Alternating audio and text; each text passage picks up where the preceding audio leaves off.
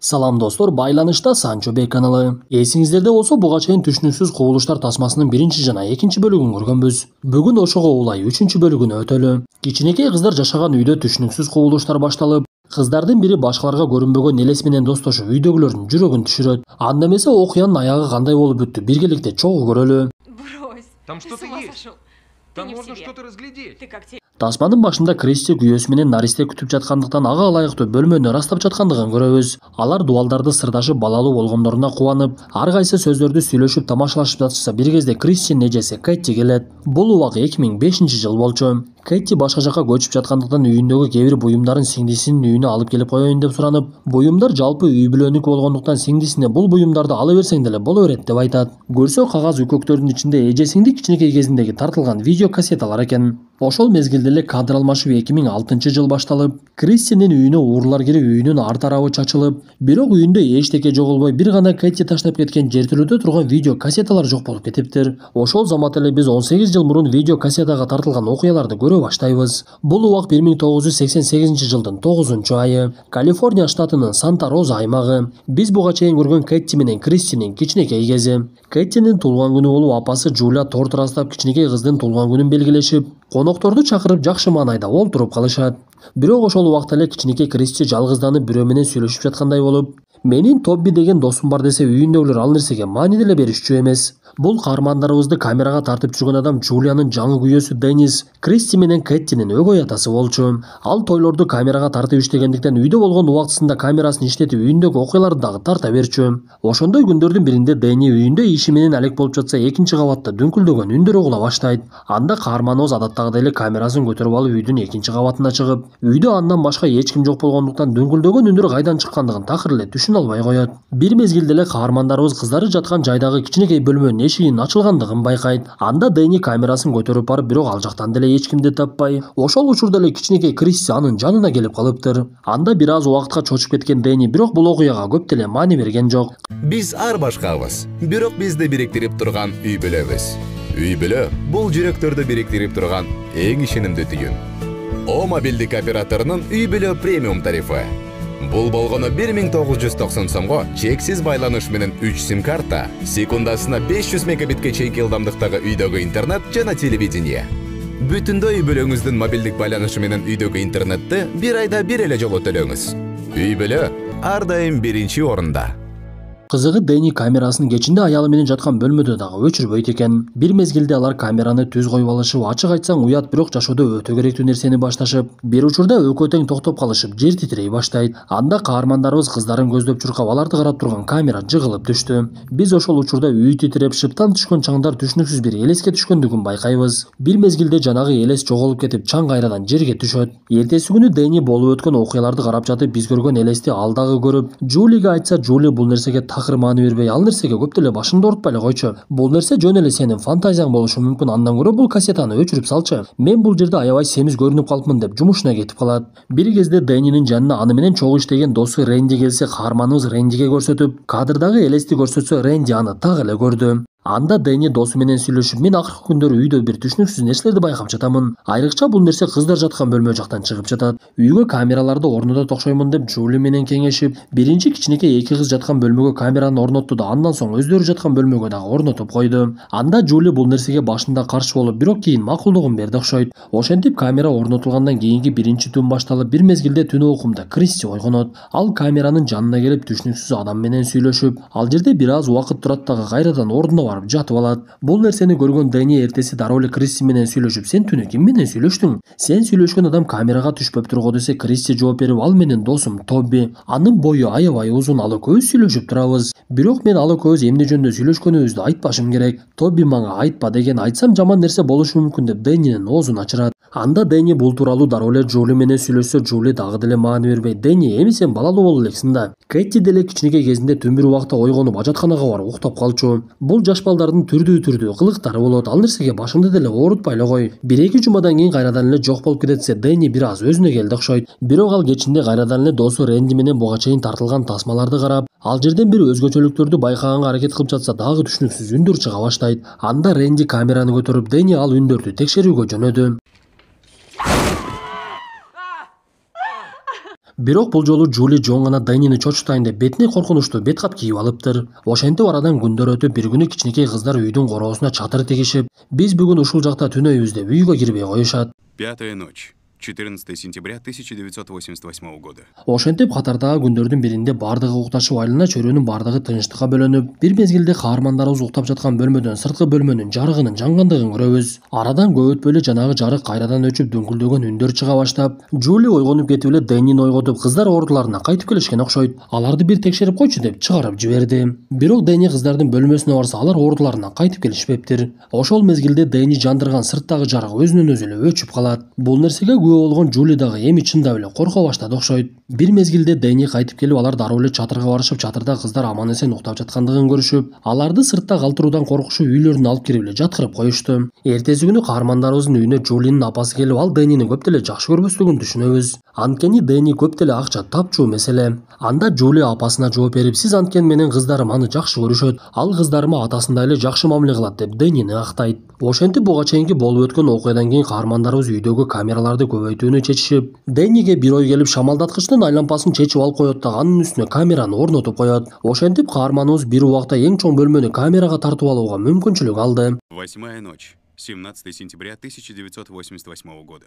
Ошентип түн кирип бул жолу үйдү 3 камера тарта баштайт. Каармандарыбыздын бөлмөсүндөгү камерадан биз сыртта бирөө чурка ойноп жүргөндүгүн көрөбүз. Бир мезгилде ашкананы караган камера көрүнө баштап көрсө, Кристи туруп алып ойноп жүргөн экен. Сыягы ал буга чейин айткандай өзүнүн досу Тоби менен жүрөт окшойт. Анткени Кристи ойногончу эле бирөө менен сүйлөшүп жаткандай болду. Бир кезде Кристи ордуна барып жатайын десе, Кэтти дагы ойгонуп алыптыр. Анда Кэтти Кристиге эмне кылып жүрөсүң десе, Кристи унчукпай эле ордуна келип жатып алат. Эртеси күнү болуп өткөн окуяны көргөн Жули кызына келип, сен мага досуң Тоби жөнүндө айтып берчи. Мага чындыкты айта берсең болот, мен сенин апаңмын го десе, Кристи жооп берип, сиз анын өзүнөн эле сурап албайсызбы? Ал сиздин жаныңызда турат го деп Жулинин жүрөгүн түшүрөт. Ошентип арадан күндөр өтүп, бул убакта Дэнни досу Рэнди менен атайын китептерди алышып, көзгө көрүнбөгөн жандыктар тууралуу маалыматтарды чогулта башташкан. Кечинде болсо каармандарыбыз укташып 10-түн келип калган болчу. Бир кезде Жули ойгонуп кетип, суусагандыктан ашканасына чыгып, суусун ичип идишин жууп жаткан мезгилде камерага чырактардын биринин кыймылдап жаткандыгы көрүнөт.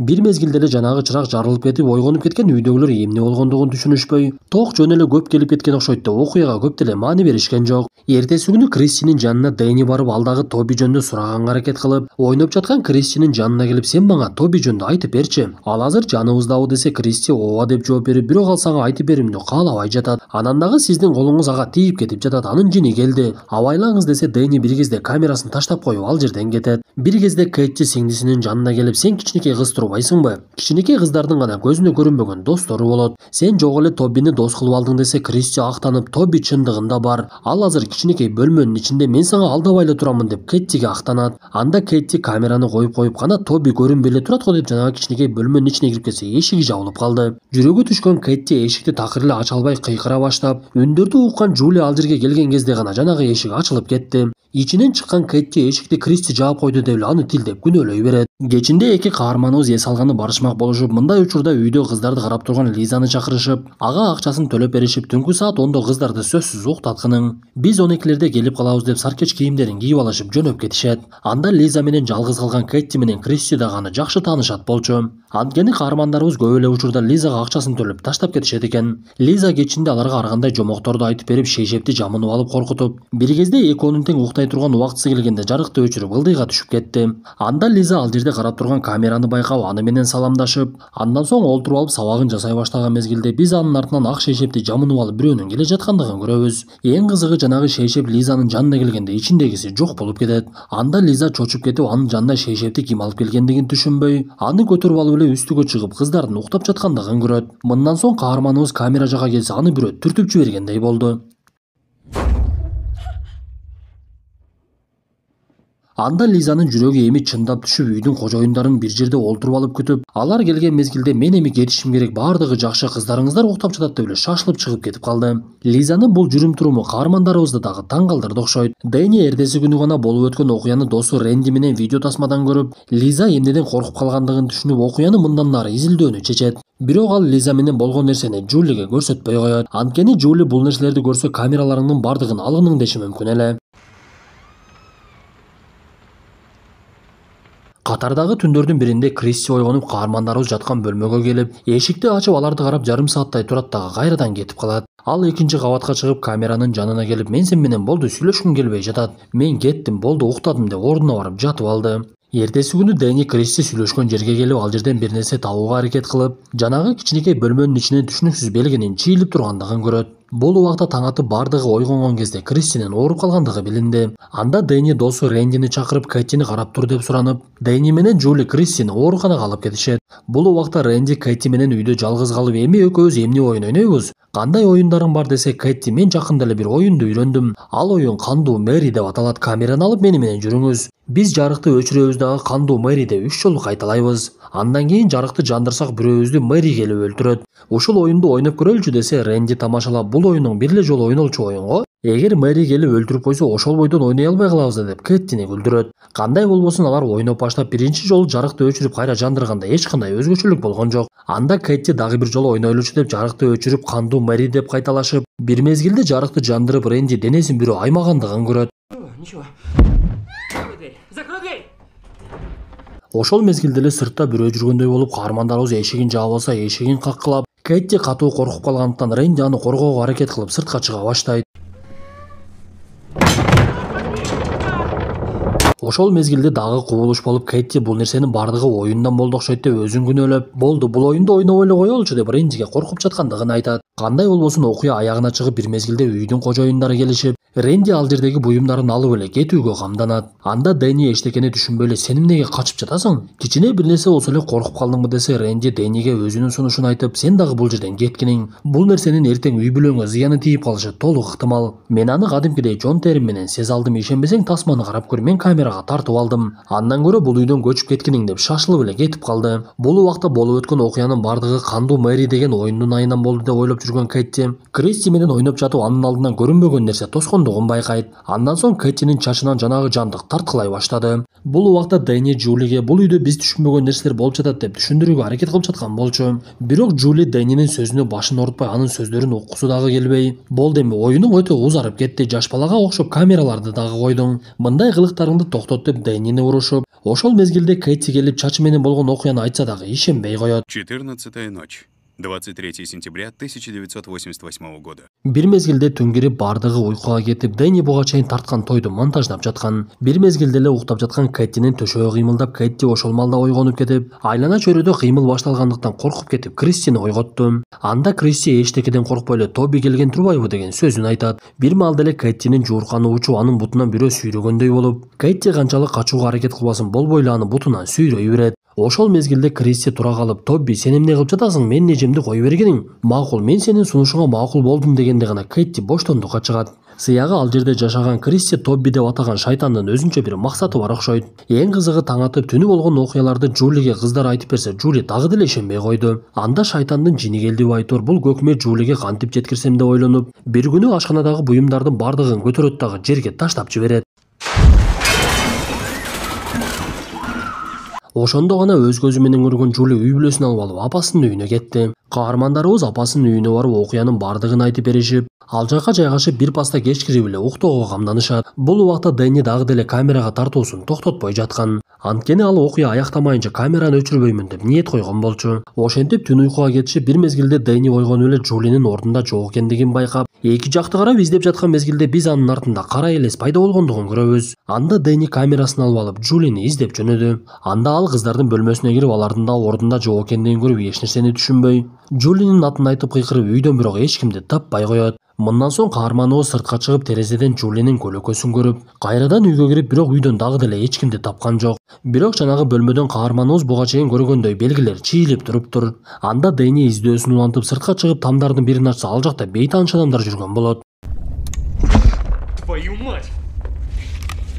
Дэни эчтекени түшүнбөй эле кайрадан үйгө качып кирип, эшикти жапканга жетишип, тепкичтин үстүндө аялы Джулинин тургандыгын көрдү. Бирок эң кызыгы, каарманыбыз анын жанына барса, Джулинин буту жерге тийбей туруптур. Бир мезгилде ал Дэни жака кулап кетип, биз ушул жерде Джулинин өлүк экендигин түшүнөбүз. Бир мезгилде эле Кристи ал жерге келип калып, Дэни аны алып алып Бекингенге жетишип, бир канча убакыттан кийин гана Бекинген жеринен чыгып жөнөшөт. Каарманыбыз Кристи менен качууга камданып жатып, апасынын жанында Кэттинин ыйлап олтургандыгын көрдү. Анда Дэни Кэттини да ала кетейин деп анын жанына барса, Кэтти такыр эле башкача болуп кетиптир. Бир мезгилде ал жерде Джулиянын апасы пайда болот дагы араң эле жөрмөлөп калган Денинин белин сындырып өлтүрүп салат. Анда Кристи жүрү Тоби биз менен кеттик деп Тобини чакырып, Джулиянын апасы эки небересинин колунан кармап баскыла эми даярдан ал деп өйдөгө алып чыгып кетти. Ошол убакта тартып жаткан камерадагы сынып тасмабыз аягына чыгат. Достор, тасма жакса мыкты белгисин басып оюңуздарды сөзсүз калтыра кетиңиздер. Анда эмесе кийинки тасмадан жолугушканча ден соолукту жакшы карап, жаман нерселерден алыс болуу үчүн өзүбүзгө жана үй бүлөбүзгө дем салып жүрөлү. Салам достор, байланышта Санжобек каналы. Бул тасманы мен кичинекей кезимде көрүп алып катуу коркуп, көптөгөн жылдар бою эсимден кетпей түнү окумда корко берет элем. Анда эмесе бүгүн сиздерге 2002-жылы чыккан Көз аттуу коркунучтуу тасманы айтып берейин. Сиздер менен биргеликте бул тасма чындап эле коркунучтуу же болбосо жаштыкка салып коркуп калганбызбы? Айтор кандай болбосун, биргеликте аныктайлы. Анда эмесе даяр болуп калсаңыздар, тасмага өтөбүз. Мама, помоги мне, помоги! Помогите! Тасманын башында шаарды аралап кара көз айнек тагынып келе жаткан кызды көрөбүз. Бул кыздын аты Ман. Ал кичинекей кезинен бери көзү азиз болуп калгандыктан көз айнегин такыр чечпей, көчөдө жүргөндө колундагы союлун таштабай ошол аркылуу жолду таап басчу. Мандын көзү азиз болуп калгандыгына көп жыл болгондуктан азыркы учурда медицина өнүгүп, жакын арада каарманыбыздын көзүнө операция жасалмакчу. Анткени каарманыбыздын өзүнүн кареги жок болгондуктан дарыгерлер анын карегин алмаштыруу иш-чарасын башташат. Ошентип көп өтпөй эле Ман ооруканага келип 2 сааттык операция ийгиликтүү өтүп, наркоз тарап каарманыбыз өзүнө келген кезде анын жанына кичинекей кыз келет. Ал кыз өзүн тааныштырып, менин атым Линк, мен 11 жаштамын. Менин угушумча сиздин көзүңүз эми көрүп калат экен, мен аябай кубанычтамын. Анткени мен бул ооруканада жатканыма 1 жылдан ашты, досторумун көп болушун каалаймын. Менин башыма 11 жолу операция жасашты, дагы көп жатат экенмин деп өз жүзүндө айтып берет. Бир кезде Манга дарыгерлер келип анын көзүндөгү таңууну чече башташып, мындай операциядан кийин көзүңүз өз калыбына келиши өтө эле кыйын. Таңууну чечкенде көзүңүз оорушу мүмкүн, бирок биз аны кайрадан таңып коебуз. Ошентип акырындык менен көзүңүздү жарыктыкка көндүрөбүз деп таңууну чечишип, бирок бөлмөлөрдү караңгылатышып, Мандын көзү акырындык менен өзүнө келе баштайт. Бирок Ман адамдарды дагы деле тунук жана так көрө элек болчу. Кандай болбосун каарманыбыз көзүнүн бир аз болсо дагы көрө баштагандыгына кубанып, бул нерсеге жанагы кичинекей Линк дагы сүйүнүп, Ман ар тарапты карап адамдардын жүзүн көрө албаса дагы алардын элестерин көрө баштады. Ошентип арадан күндөр өтүп, каарманыбыз толугу менен өзүнө келгичеңде ооруканада калат. Ман эми таягы жок басат экенмин деп кубанып, көзү жакшы көрбөсө дагы басууну үйрөнүп, өзүн күзгүдөн көрүүгө аракет кылып жатса, анын жанына Линк капалуу келди. Линк кабарын айтып, мага эртең дагы операция жасашат экен. Сен болсо айыгып калдың, эми болсо кетип калат турбайсыңбы? Мен эми кайра эле жалгыз каламбы десе, каарманыбыз аны сооротуп, буйруса мен кетсем деле сага сөзсүз келип турамын. Экөөбүз доспузго десе, Линк кубанып, кел анда сүрөткө түшөбүз деп өзүнүн фотоаппараты менен сүрөткө тартат. Бир мезгилде кечкирип оорукчандар бардыгы өздөрүнүн орундугунда жаткан мезгил. Мандын бөлмөсүндө дагы бир каарыган кемпир жаткан болчу. Бир мезгилде эле каарманыбыз карап олтурса, жанагы кемпирдин жанына кара түстөгү адам келип, кемпирди ордунан тургузуп эшикти ачпай эле сыртка чыгып кетип калышат. Анда Ман так көрө албагандыктан эчтекени түшүнбөй эле сыртка чыкса, сыртта жанагы кемпирдин элеси көрүнүп, кемпир кайра кайталап, мен үшүп жатам деп сүйлөгөн сөзү угулат. Бир мезгилде эле кемпир турган жеринен жок болуп кетти. Бир заматта эле кемпир Мандын жанында пайда болуп, мен үшүп атам дедим го деп эле кайра кайталап, каарманыбыз аны кармаганга аракет кылып жатса, жанагы элес дагы жок болду. Анда Ман эчтекени түшүнбөй кайрадан орундугуна кирип жатып, таң аткан кезде ойгонсо анын бөлмөсүндө жаткан кемпир көрсө каза болуп калыптыр. Анда Ман эми чындап эчтекени түшүнбөй калды окшойт. Бул убакта жанында жаткан кичинекей Линкти дагы операцияга алып кеткендиктен Ман аны менен коштошууга жетишпей үйүнө кетет. Манды эжеси үйүнө алып кетип, бирок дарыгердин айтымы менен ар убакта ооруканага алып келип туруш керек болот. Анткени Ман буга көзү аткара турган иштердин бардыгын колу менен аткарганга көнүп калгандыктан, эми көзү көрө баштагандан кийин дарыгер каарманыбызга көзүнө тапшырма берүүнү үйрөтө баштайт. Анан дагы дарыгер Лого каарманыбыз Ман аябай жаккан болчу. Ошондуктан ал качан келбесин кабыл алууга даяр экендигин билдирет. Бул убакта Ман бир тууган эжеси менен чоң энесинин колунда жашашчу. Бирок эжеси жумуштары менен 2 жумага башка өлкөгө кеткендиктен каарманыбыз чоң энеси экөө жалгыз эле калышат. Анда чоң энеси көзү көрө баштаган небересине эң биринчи анын кичинекей кезиндеги видео тасмаларын көрсөтүп, кичинеңде мындай болчуң, тигиндей болчуң деп каарманыбызга балалык кезин эстетет. Бир мезгилде эле алардын эшиги тыкылдап, Ман эшикти ачса, ал жерде кичинекей бала туруптур. Ал каарманыбызга кайрылып, сиз менин күндөлүгүмдү көргөн жоксузбу деп эле көздөн кайың болот. Анда Ман түшүнбөй эле эшиктен сыртка чыгып жанагы баланы издесе, бир мезгилде артында олтурган болот. Каарманыбыз олтуруп ал баланын жүзүнө караса, ал бала менин курсагым ачты деп ошол жерде шам жей баштайт. Бир мезгилде эле кошуналардын бири чыгып калып, жанагы бала дагы көздөн кайың болуп, каарманыбыз үйүн көздөп жөнөп, болуп жаткан нерселер өңүндө болуп жатабы же түшүндө болуп жатабы акыркы мезгилдерде түшүнбөй баштады. Мындан соң Ман буга чейин өзү катышкан кыякчылардын тобуна барып кыягын черте баштайт. Бул топ жалаң гана көз азиздерден турган топ болчу. Бир кезде мугалими келип Мандын көзү дарылангандыгын айтып бардыгы куттуктап, бирок Манга сен эми биздин тайпабызда кыяк черте албайсың. Сен бизге жардамыңы берип концерттерге көмөк көрсөтсөң болот, бирок бул тайпа жалаң гана көз азиздердики экендигин билесиң. Ошондуктан эми сени чыгарууга туура келет деп каарманыбызга сылык түшүндүрүүгө аракет кылат. Арадан күндөр өтүп Мандын уйкусу деле тынч болбой түшүндө ар кандай учурларды көрүп, чоочуп ойгонуп кеткен мезгилде бөлмөсүнүн дубалы өзгөрө баштап эле кайрадан ордуна келип калды. Анда Ман бул нерселердин бардыгына көңүл бурбаганга аракет кылып эртеси күнү сабагына жөнөп, чоң энеси менен коштошуп эшикке чыкса жанагы күндөлүгүн издеп жүргөн бала дагы келиптир. Ман ага кайрылып күндөлүгүңдү дагы деле таба элексиңби десе, бул сөздөрдү уккан чоң энеси эшиктин көзөнөгүнөн карап, каарманыбыз эч ким жок эле өзү менен өзү сүйлөшүп жаткандыгын көрүп таң калып коет. Биз ушул жерде жанагы күндөлүгүн издеп жүргөн баланын сүрөтүн көрөбүз. Көрсө ал каарманыбыздын чоң энесинин кошуналарынын биринин баласы экен. Ал бала жакында эле үйдүн терезесине секирип өзүн өзү өлтүрүп алып, ата энеси ыйламсырап анын эмне үчүн терезеден секирип кеткендигин түшүнбөй жаткандыгын айтышат. Ман болсо сабагына барып жунго тамгаларын жазууну үйрөнүп жаткан болчу. Бир мезгилде эле бөлмөнүн бурчунда бейтааныш кыз пайда болуп, сен эмнеге менин ордума олтуруп алдың деп каарманыбызга кайрыла баштайт. Анда Ман ага көңүл бурбаганга аракет кылып жатса, жанагы кыз каарманыбыз тарапка чуркап келе жатып эле жок болуп кетти. Ошондо гана Ман болуп жаткан нерселер чындап эле анын көзүнө көрүнүп жаткандыгын түшүнүп, дароо эле ал жактан чыгып, ооруканага барып дарыгерге жолугайын десе, дарыгер бул убакта жумуштары менен чыгып кетиптир. Анда Ман кичинекей курбусу Лингке жолукса, Линг бул убакта химия ала баштагандыктан алсыз болуп калып каарманыбызга көп деле көңүл бура алган жок. Мындан соң Ман эмне кылышын билбей ашканалардын бирине кирип тамактанууга олтуруп калат. Бир мезгилде эле ал жерде кичинекей баласын көтөргөн аялдын элеси пайда болуп, тамак даярдап жаткан ашпозчуну бир топ убакыт карап кайрадан эле басып кетип калды. Көрсө бул аял менен кичинекей бала ушул ашпозчунун аялы менен баласы экен эле. Бирок бир мезгилде ал экөө тең дайынсыз жоголуп кеткендиги билинет. Ал эле эмес, Ман жолдо бара жатса анын денесинен бир бала чуркап өтүп кетип, каарманыбыз адамдар топтолуп калган жерден жанагы өтүп кеткен баланы унаа сүзүп өлүп калгандыгын түшүнөт. Анан дагы өлгөн баланын арбагы өзүнүн денесин карап, арбактын жанында кара адамдын тургандыгын көрөбүз. Сыягы бул элестер адамдын жанын аркы дүйнөгө алып баруучу күзөтчүлөр окшойт. Бул окуядан кийин каарманыбыз дарыгерине барып жолугуп болуп жаткан окуяны толугу менен айтып берип, мен эмне болуп жаткандыгын такыр эле түшүнбөй жатамын. Башында бул нерселерге эч кандай көңүл бурбайт элем. Бирок мен өлгөн адамдардын элесин көрө баштагандан бери мага аябай кыйын болуп жатат. Мен көзүмдү дарылаткандыгым туура эмес болду, эмне балким көрбөй эле өтүшүм керек болчу. Мен эмне кылышымды билбей калдым. Сиз мага жардам бериңизчи десе, дарыгер убадасын берип, менин психология жаатында тааныштарым бар, сөзсүз жардамымды беремен деп убадалайт. Мындан соң Ман чыгып алып үйүнө жөнөп, үйү 15-кабатта жайгашкандыктан лифти чакырат. Бир мезгилде лифттердин бири ачылса, ичинде түшүнүксүз адам тескери карап туруптур. Кызыгы ал адам лифтин ичинде тургандыгы менен ал жердеги камерадан такыр көрүнбөй коет. Анда Ман кирүүдөн коркуп турса, башка адамдар келип лифтке түшүп, жанагы тескери карап турган адамды байкабай эле көтөрүлүп кетишти. Бир кезде экинчи лифтин эшиги ачылганда каарманыбыз анын ичи бош экендигин көрүп дароо эле түшө калып, 15-кабатты басып көтөрүлө баштаган кезде жанагы адам ошол лифтте пайда болот.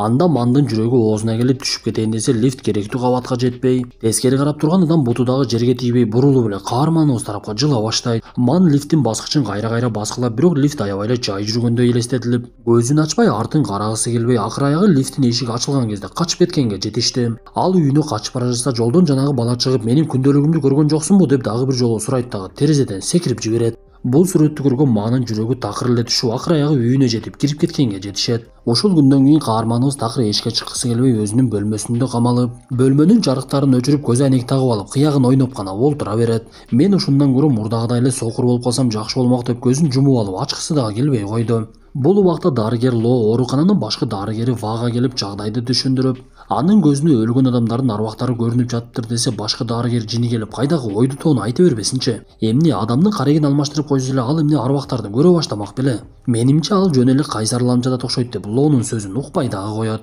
Бул убакта дарыгер Лоого каарманыбыздын чоң энеси чалып, бизге сиздин жардамыңыз керек. Батыраак келбесеңиз болбойт деп өздөрү жакка чакырат. Көрсө Ман көзүн жумуп алып, кайрадан эле көзү азиздер музыка ойногон тайпага барып, ал жерде кыягын ойноп жатып эси ооп жыгылып калган экен. Ошондуктан дарыгер Лоо аны кайрадан анан ооруканага алып келип жайгаштырат. Бир мезгилде каарманыбыздын жанына кичинекей курбусу Линд келип, мен эми ооруканадан чыгып кетсем болот, толугу менен аяктым десе Ман дароо эле сүйүнө баштап, бирок Линдтин артынан кара элести көрдү. Көрсө Линд айыкпай эле башындагы рак оорусунун айынан акыр аягы бул дүйнө менен кош айтышыптыр. Бул нерсени түшүнгөн Ман дароо эле кыйлай баштап, алар кеткенден кийин артынан карап, бир кезде оорукананын башкы дарыгери каарманыбыздын жанына келип, Линдтин каза болгондугу тууралуу айтайын десе, каарманыбыз ага жооп берип, мен анын өлгөндүгүн түшүндүм, азыр эле бул жерден анын арбагын көрдүм деп башкы дарыгердин оозун ачырат. Бул башкы дарыгер буга чейин Лонун сөзүнө ишенбей жөө-жомокту айта бербечи деген болчу. Эми гана каарманыбыздын айтып жаткан нерсесинин бардыгы акыйкат экендигин түшүндү окшойт. Ошентип каармандарыбыз кичинекей кыз Линдтин тажыясына катышышып, Ман дарыгер Ло менен мүрзөдө сүйлөшүп олтуруп калат. Анда каарманыбыз Лого сөз баштап, мен эми арбактарды көргөндөн коркпоймун. Анткени мен кааласам дагы, каалабасам дагы аларды көрө алат экенмин. Анан дагы мен Линдти аябай эле көргүм келип жатат, бирок ал бүгүн такыр көрүнгөн жок.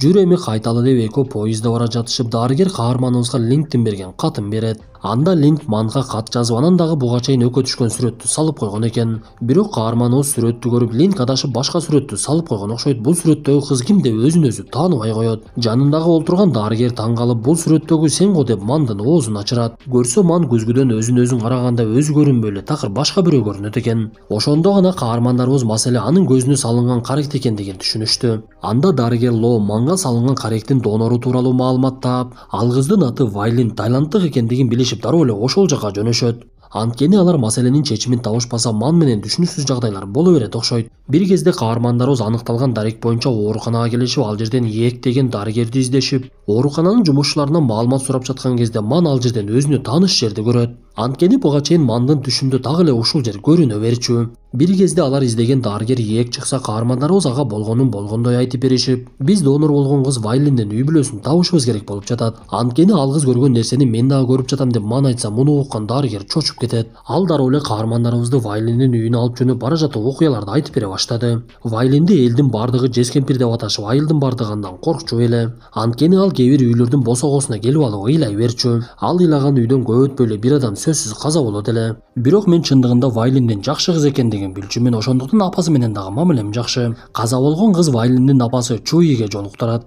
Каармандарыбыз үйгө кирген кезде дарыгер айтып берүүсүн улантып, Вайлин чоңойгондон кийин көчөгө көп деле чыкпай калган. Бирок бир күнү кечинде айылга чыгып, бардыгына кыйкырып, качкыла куткарылгыла деп эскертип, бул жерде чоң кырсык болушу мүмкүн десе, бардыгы аны жаман көргөндүктөн сөзүн укпай дагы коюшат. Ошол күнү түнү катуу өрт болуп, айылыбызда 300дөй адам өлгөн.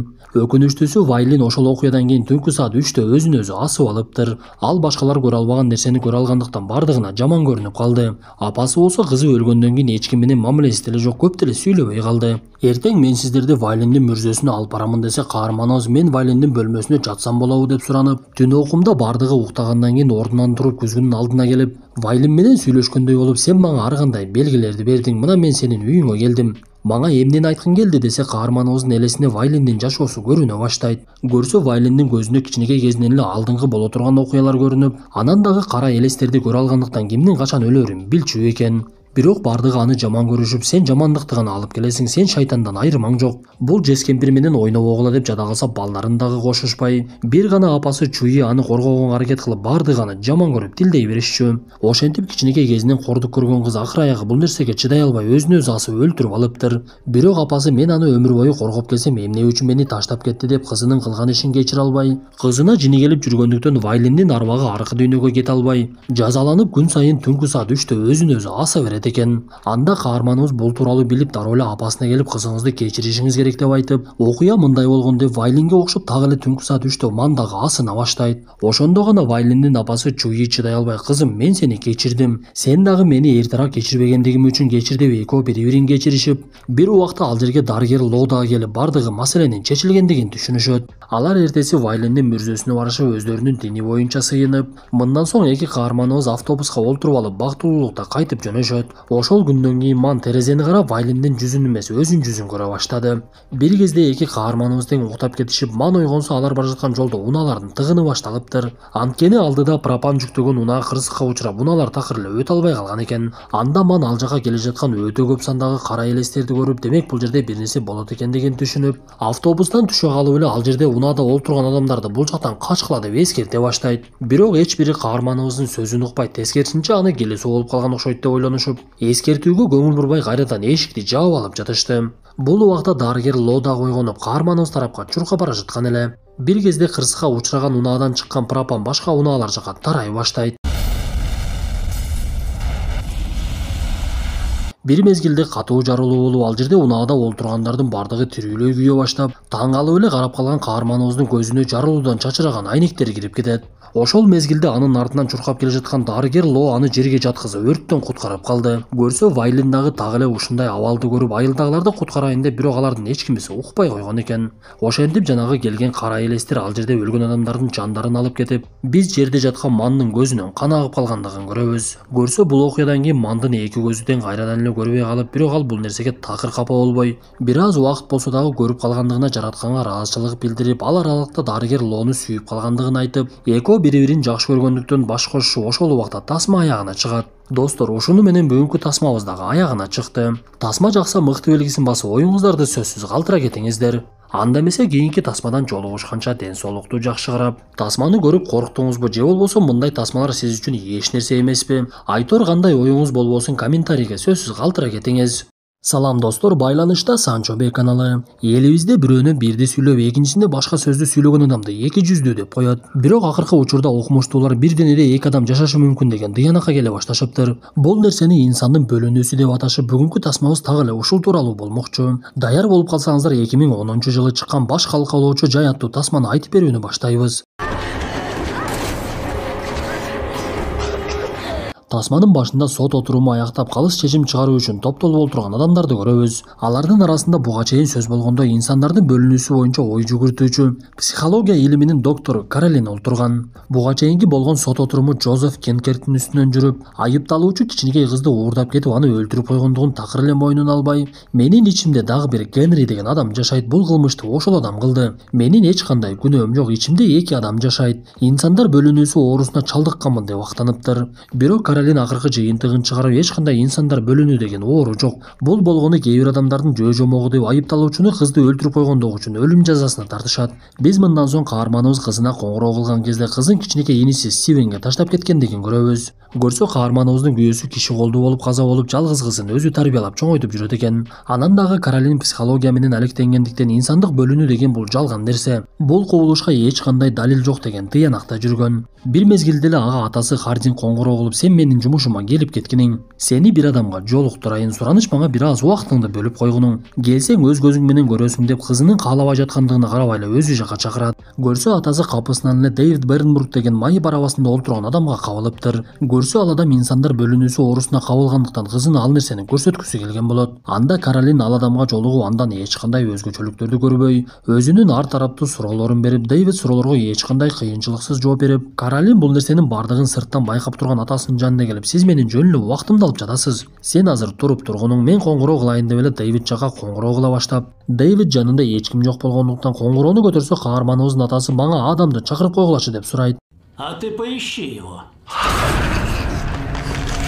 Ошол малда эле Дэвид башкача абалга түшүп, дене бою титиреп, бир аз убакыттан кийин байланышты көтөрөт дагы адам келди деп байланышты кайрадан өчүрүп салат. Анда Каролин кайрадан Дэвидтин жанына кирсе, Дэвид менин атым Адам Сейвер деп жооп берип, өзүнүн алып жүрүүсү толугу менен өзгөрүп, буга чейин Дэвидмин деп жаткан мезгилде сылык жооп берип, эми Адам болгондон кийин аябай эле копол экендиги билинет. Анан дагы буга чейин Дэвидке берген суроолоруна Адам такыр эле башкача жооп берди. Бир кезде жолугушуп аяктап, каарманыбыз өз көзү менен көрсө дагы бул нерсеге такыр ишенгиси келбей, атасына кайрылып, сиз мени жөн эле алдап жатат окшойсуз. Эмне максатта мени бул жака чакырдыңыз десе, атасы жооп берип, мен сенин кээ бир көз караштарыңды өзгөрткүм келип жатат. Инсандык бөлүнүү деген бул жөн гана сөз эмес, бул чыныгы жашоодо бар. Ошону өз көзүң менен көрүүнү каалап жатамын деп Адам тууралуу толук маалыматтар салынган кутучаны берет. Мындан соң каарманыбыз атасы менен иниси Стивендин үйүнө барып, кызы Сэммини алып кетип, өзүнүн үйүнө баргандан кийин чындап эле Адам тууралуу маалымат каарманыбызга аябай кызыктуу болуп, аны териштирип, буга чейинки сурактарынын видеолорун көрө баштайт. Анда бир денедеги эки адам бири-бирине алмашарда башы аркага кайрылып, оозу ачылып калат экен.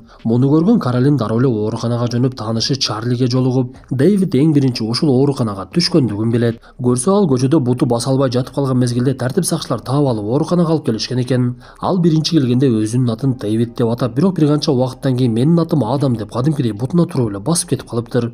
Ошондуктан аны дарыгерлер психология жаатында эмгектенген каарманыбыздын атасы Хардинге өткөрүп беришкен болот. Бул нерсени уккан каарманыбыз дароо эле кайрадан Адамга барып аны менен сүйлөшүп олтуруп, жолугушуу аяктап калган мезгилде майып арабасында олтурган Дэвид Адамга айланып ордунан туруп алгандыгын көрөт. Ошодон кийин каарманыбызга бул адамдын жүрүм-туруму кызыктуу болуп, ал тууралуу изилдей баштайт. Каролин биринчи эле Дэвид Бернбург тууралуу изилдеп, архивдерден ал тууралуу маалыматтарды таап, бирок сүрөттөн Дэвид Бернбург такыр эле башка адам экендигин көрөт. Ошондуктан Каролин Дэвид Бернбургдун туугандары тууралуу маалымат таап, анын апасынын кайда жашагандыгын билди. Анда каарманыбыз көп созбой эле дароо эле Дэвидтин апасы тарапка жөнөп, өтө алыс жол жүргөндүгүнө карабай акыр аягы Дэвидтин апасынын үйүн таап барат. Бул убакта апасы короосунда гүл эгип жаткан экен. Анда каарманыбыз дароо эле ал аял менен амандашып, мен сиздин балаңыз Дэвид Бернбургду издеп жатамын. Сиз анын кайда экендигин билесизби десе, апасы жооп берип, сиз азыр Дэвидтин үстүндө турасыз деп айтат. Көрсө Дэвид Бернбург 1982-жылы эле бул дүйнө менен кош айтышыптыр. Дэвидтин апасы Дита каарманыбызды үйүнө чакырып, сүт чайдан демдеп берип, баласынын кантип көз жумгандыгы тууралуу айтып бере баштайт. Көрсө 1979-жылы Дэвид чалынып чыгылып, буту баспай калган экен. Бирок ал майып болуп калгандыгына карабай күрөшүн токтотпой, бутунун басуусунун аракетин көрүп, ар кайсы тарапка барып дарылануу менен алек болуп, бирок такыр эле аракетинен майнап чыкпай коет. Ошентип 3 жыл өтүп Дэвидтин үмүтү толугу менен үзүлүп калып, өмүр бою майып болот экенмин деген чечимге келип, үйүнөн чыгып кетип, ошол бойдон келбей коюптур. Арадан 1 жума өткөндөн кийин гана анын денесин тартип сакчылар токойдон табышкан болот. Дэвидти өлтүргөн адамдар өтө мыкаачылык менен денесинин ар кайсы бөлүгүн кескилеп салышкан экен. Өкүнүчтүүсү, Дэвидти өлтүргөн адамдарды такыр эле табышпай, ар кандай божомолдор чыгып, көбүнчөсү токойдо жашаган шайтанга ишенген адамдар топтолуп алышып, Дэвидти шайтанга арнап курмандык чалышкан деп айтып келишет экен. Бул сөздөрдү уккан Каролин атасына жолугуп, мен бир болсо Адамдын оорусунун чечимин таптым окшойт. Дэвид өлгөн малда Адам 6 жашта экен эле, ал балдар үйүндө жашап жүрчү. Дэвид өлгөндөн кийин гезитке ар кандай макалалар чыгып, бул нерсе Адамга чейин жетип, ал гезиттердин бири Адамдын колуна тийип, Дэвид тууралуу маалыматтарды окугандан кийин өзүнүн кыйынчылык жашоосу Дэвидтикине караганда 100 эсе жакшы экендигин түшүнүп, кандай кыйынчылыкка түшпөсүн өзүн Дэвидке салыштырып жүргөндөй. Ошентип ал бул нерсени көп жолу жасагандыктан Дэвидтин сыпаттары ага кирип калган окшойт. Ошентип өзүн өзү бара-бара Дэвидмин деп элестете баштаган. Демек Адамда эч кандай инсандык бөлүнүү жок экен, мен аны дарылай аламын деп атасына убадасын берет. Ошентип Каролин Дэвидтин апасы Дитаны чакырып, жардам берүүгө макул болгонуңуз үчүн рахмат деп ыраазычылыгын билдирип, мен сизге өзүн Дэвидмин деп жүргөн адамга жолуктурамын деп каарманыбыз Адамды алып кирет. Анда Адам ал жерге келип, Дитаны тааныбай эле олтурган мезгилде каарманыбыздын атасы адаттагыдай коңгуроо кылат. Здесь нет никакого Дэвида.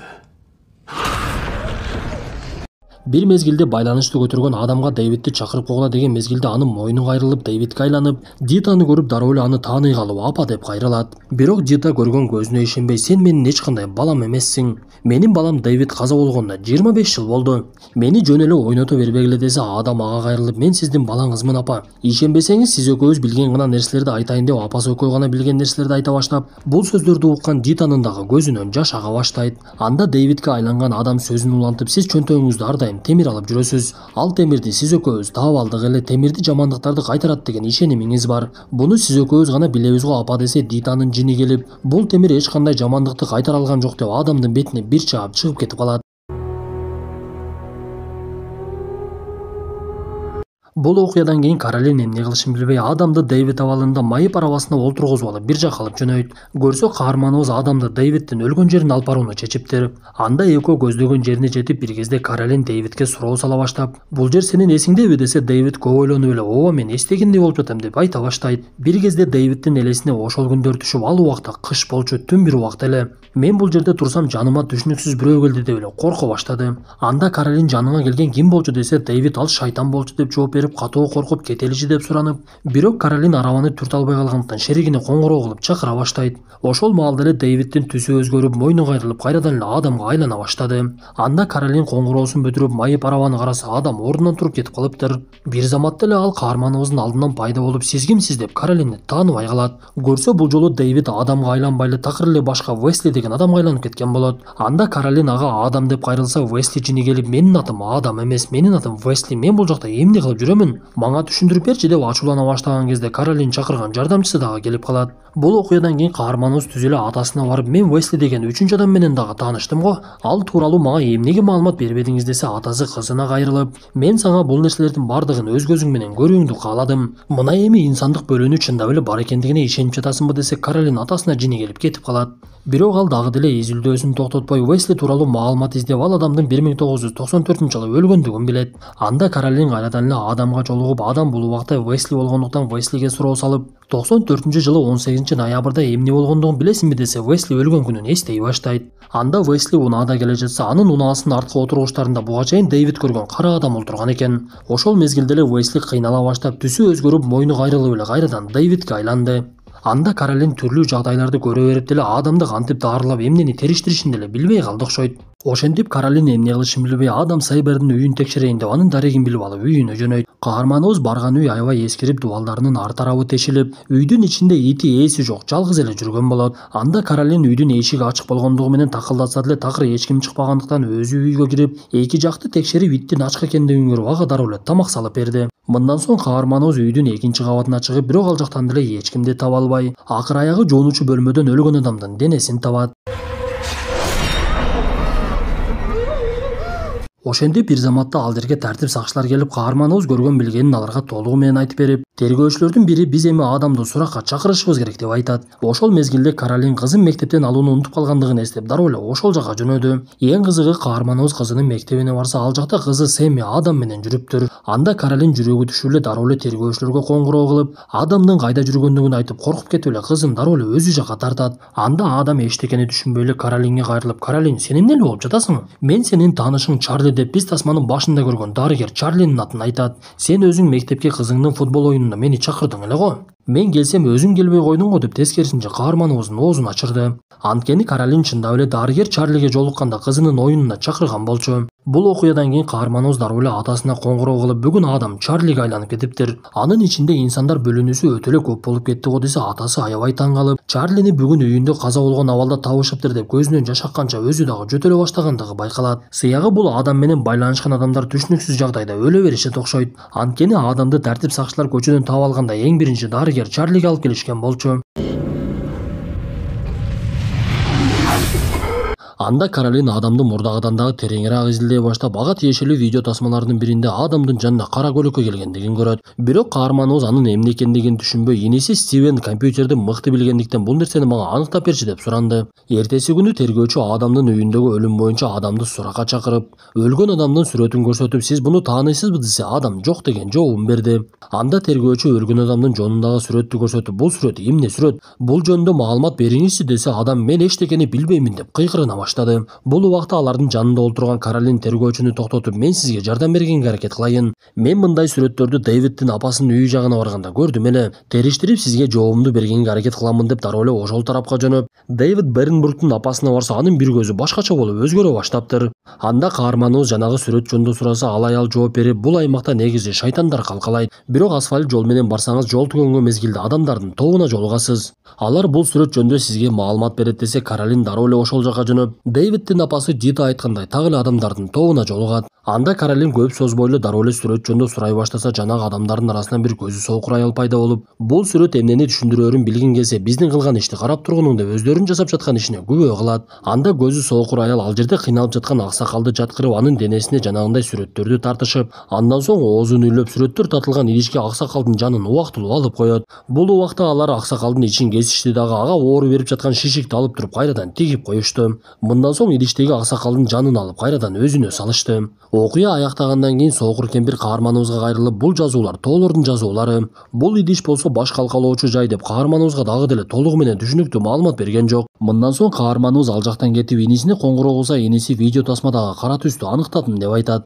Көрсө Адамдын жанына келген кара түс үндүн түсү экен. Анда Стивен үндү угуп көрсө, "Кристиан Мур, сен динсиздердин баш калкалоочу жайысың" деп айтылыптыр. Эми Каролиндин башы такыр эле айланып калды окшойт. Бирок Стивен "Мен Кристиан Мур деген адам тууралуу маалымат таптым. Ал 1918-жылы өлүптүр. Ал тууралуу маалыматты Манти деген адам билет экен. Сен ошол жака барышың керек" десе, Каролин дароо эле Мантиге жөнөп кетет. Биз бул убакта Каролиндин кызы Сэми дагы жөтөлүп кыйнала баштагандыгын байкайбыз. Каролин болсо Мантиге жетип, андан Кристиан Мур тууралуу сурай баштаса, Манти ага видео тасма коюп берет. Видео тасманы көргөнчө өзү маалымат берип, "Мен кичинекей кезимде атама ар дайым жардам берчүмүн. Ал убакта 1918-жыл катуу грипп пайда болуп, элдин бардыгы өлө башташат. Атам Там ошондой жагдайды видеого тартып, биз өтө бир коркунучтуу окуяга туш болгонбуз. Айылдардын биринде ооруларды дарылаган көз ачык сыяктуу кемпир бар эле. Бирок ошол айылга бир күнү Кристиан Мур деген адам келип, ал Кудайга ишенгендигин айтып, ооруну Кудайга ишеним менен эле айыктырса болот деп өзүнүн эки кызын далил катары көрсөтөт. Анткени бардыгы ооруган жерде дагы эки кызы такыр оорушчу эмес. Бирок арадан көп күн өтпөй эле Кудайды жамынган Кристиан Мурдун жалганы чыгып калат. Анткени ал эки кызына болгону ооруга каршы дары сайып койгон экен. Бул нерсени айылдыктар билип калгандан кийин эки кызын өлтүрүп салышып, Кристиан Мурдун белине түшүнүксүз бир сүрөттү тартышып, табып аял анын оозунан жанын суруулап дагы талаага чачып жиберет.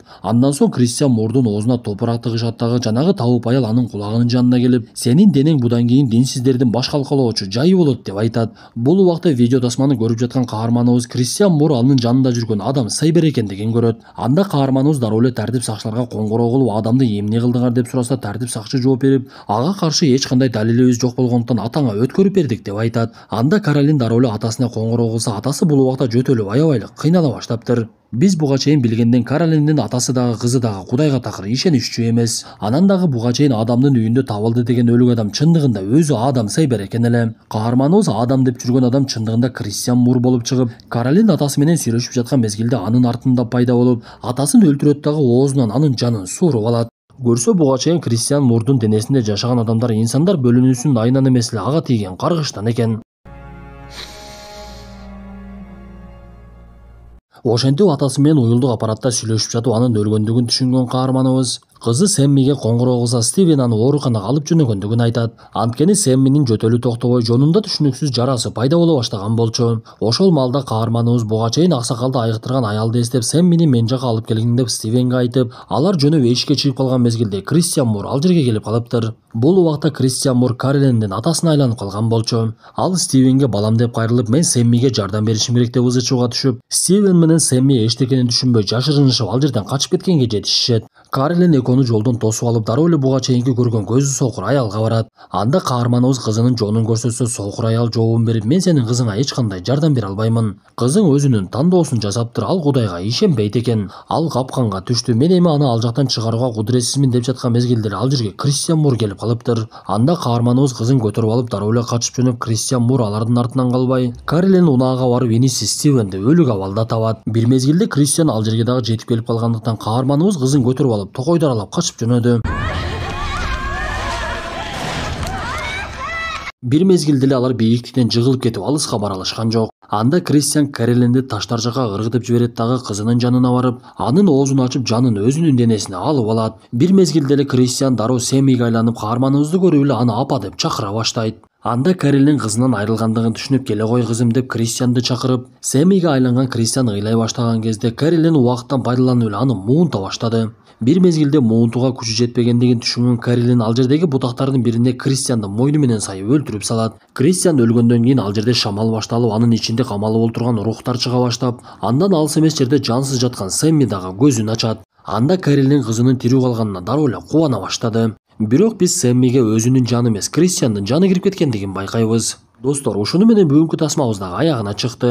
Тасма жакса мыкты белгисин басып, оюңуздарды сөзсүз калтыра кетиңиздер. Анда эмесе кийинки тасмадан жолугушканча ден соолукту жакшы карап, жаратканга болгон ишенимибизди бекем кылып, жамандыктан алыс жүрөлү. Салам достор, байланышта Санчо Бей каналы. Бүгүн 2012 жылы чыгып болгон окуядан алынган ишенүү кыйын аттуу тасманы көрөбүз. Каармандарыбыз эс алууга барышып, бирок алардын бактылуулук күндөрү кайгыга айланып, деңиздин жээгинде толкун көтөрүлүп суу каптай баштайт. Анда эмесе көрүүгө даяр болуп калсаңыздар, сөз башынан болсун.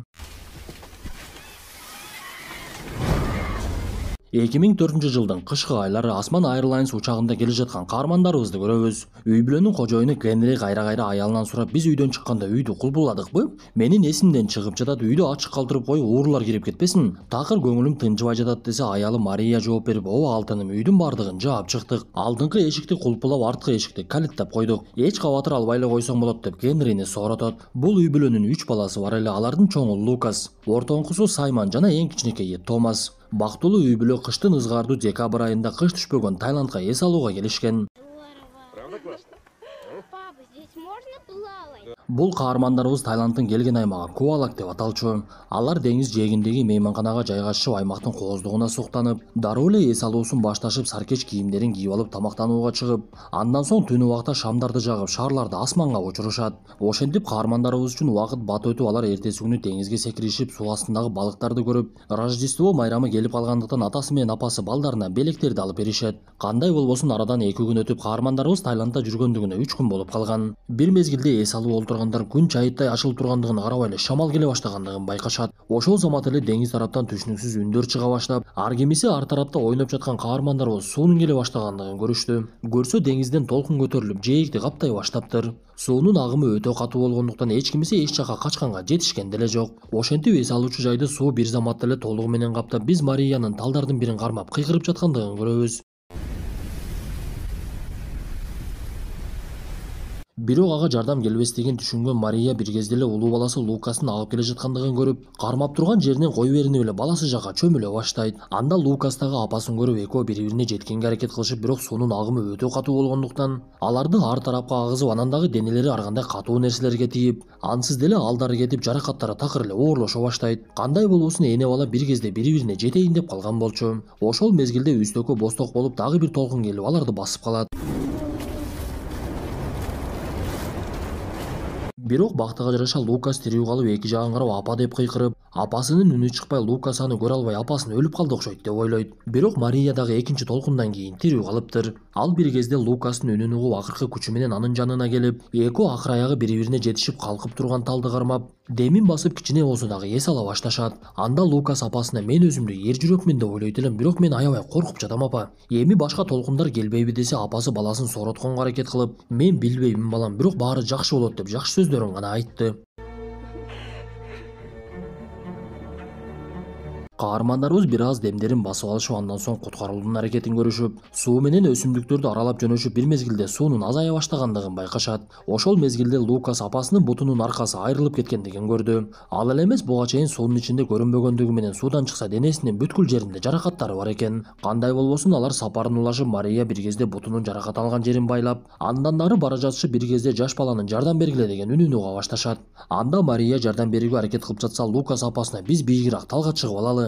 Балким дагы бир толкун келеттир, анда биз өлүп калабыз го. Эч кимге жардам бербей эле коелучу" десе, апасы болбой: "Эгер ушинтип сенин инелериң жардам сурай турган болсо, эмне болмок? Биз жардам беришибиз керек" десе, Лукас: "Инелерим көз жумуп калды окшойт" деген жообун берет. Анда Мария такыр оюнан кайтпай, Лукасты көндүрүп жаш баланы куткарууга жөнөшөт. Көрсө кичинекей Дэниел деген бала дагы тирүү калып, чөптөргө көмүлүп калган экен. Анда Лукас аны көтөрүп алып өзү менен алып жөнөп, алар бийик талды көрүшөт дагы ошол жака чыга башташат. Лукас биринчи Дэниелди алып чыгат дагы, андан соң бутунан жаракат алган апасына жардам көрсөтө баштады. Бирок апасынын абалы оор болгондуктан Мария талдын үстүнө чыгуусу өтө кыйындап, кандай болбосун аракеттерин токтотушпай үчөө тең чыгып дем алып олтуруп калышат. Ошентип арадан бир канча убакыт өтүп, суунун толкундары токтоп, чымчыктар сайрап, айлана чөрөдө бир аз болсо дагы тынчтык башталат. Ошол мезгилде куткарылган бала Дэниел Мариянын башынан сылап, аларга ыраазычылык билдиргендей кылып, муну көргөн каармандарыбыз жылмайышып, өздөрүн бир аз болсо дагы бактылуу сезишти.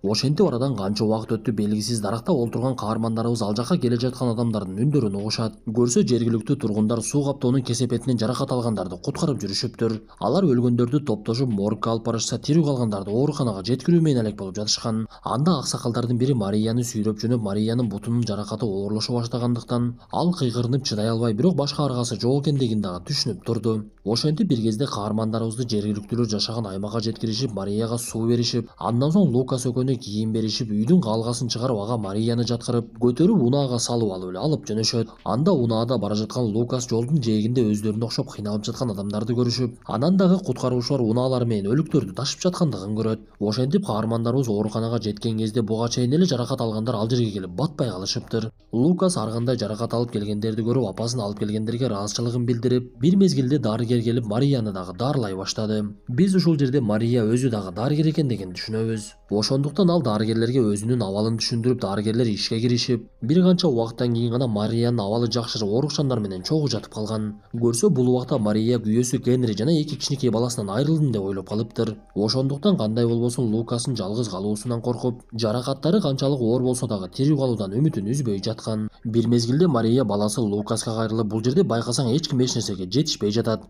Дарыгерлер оорукчандарды карап туугандарын издегендерге эч ким жардам көрсөтө албай жатат. Ошондуктан аларга жардам бергениң балам мен ушул жерде болом деп Лукасты жөнөтөт. Бул убакта тирүү калган ата-энелер балдарын издешип, кээ бирлери туугандарын таба алышпай, ооруканага келип оорукчандарды карашып аттарын кыйкырып жүрүшкөн. Лукас ошондой адамдардын биринин баласын издешүүгө жардам көрсөтө баштайт. Анда каарманыбыз оорукананын ар кайсы кабатына чыгып изделип жаткан баланын атын айтып кыйкырып, эчтекеден тартынбай акыр аягы оорукананын бир бурчунан жанагы баланы таап алат. Ошентип каарманыбыз дароо эле чуркап келип жанагы баланын атасына кабарын берип, аларды табыштыргандан кийин бактылуу болуп турган ата менен баланы көрүп көзүнүн жашын токтото алган жок. Мындан соң Лукас чуркап эле апасынын жанына барса, апасы өзүнүн орундугунда жок болуп чыкты. Анда Лукас эчтекени түшүнбөй менин апам кайда кетти деп кыйкырынып, ызы-чуу сала баштаса апасынын ордуна башка бир оорукчанды алып келип жаткырышат. Бир мезгилде Лукастын жанына медайымдардын бири келип мен сага жардам беремин деп айтып, өзү менен алып кетет дагы анын аты жөнүн сурап, кайсы жактан келгендигин билип, кайсы мейманканада токтогондугун сурап, көкүрөгүнө атын жазып чаптап койду. Көрсө бул жерде ата-энесинен айрылып жалгыз калган балдарды топтоп коюшат экен. Анда апасы менен тирүү калган Лукас эми чындап эле жалгыз калгандыгын түшүнө баштады окшойт.